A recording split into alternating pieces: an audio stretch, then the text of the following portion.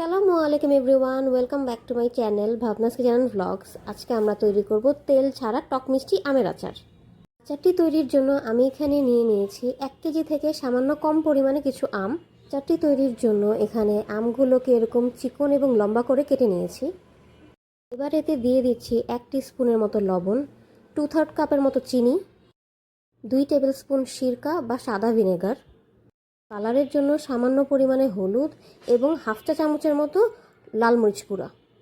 আপনারা চাইলে এ পর্যায়ে মরিচের পরিমাণ বাড়িয়ে বা কমিয়ে দিতেও পারেন।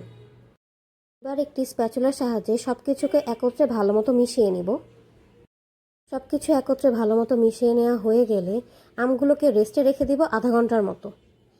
আধ ঘন্টা রেস্টে রাখার পর আমের মিশ্রণগুলো থেকে পানি ছেড়ে দিবে এবং তা আমরা চুলায় বসিয়ে হাই হিটে রান্না করে নিব। এই পর্যায়ে চুলার আঁচ অবশ্যই হাইতে থাকতে হবে। মিনিট 10 হাই ফ্লেমে রান্না করার ফলে চিনির এক্সেস পানিটুকু শুকিয়ে যাবে এবং চিনিটি ক্যারামেলাইজড হয়ে যাবে। এই পর্যায়ে আমগুলোকে খুব বেশি একটা নাড়াচাড়া করা যাবে না। এরপর এখানে দিয়ে দিব আমার তৈরি করে রাখা একটি স্পেশাল মশলা, যা কিনা খুব সহজেই তৈরি করা যায়। 1 চা চামচ 5 ফোড়ন এবং 2টি শুকনা মরিচ তেলে তা গুঁড়ো করে আমি মশলাটি তৈরি করে নিয়েছি।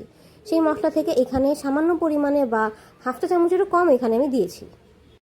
এবার একটি স্প্যাচুলার সাহায্যে আলতো হাতে মশলাটি ভালো মতো আমের সাথে মিশিয়ে নিতে হবে।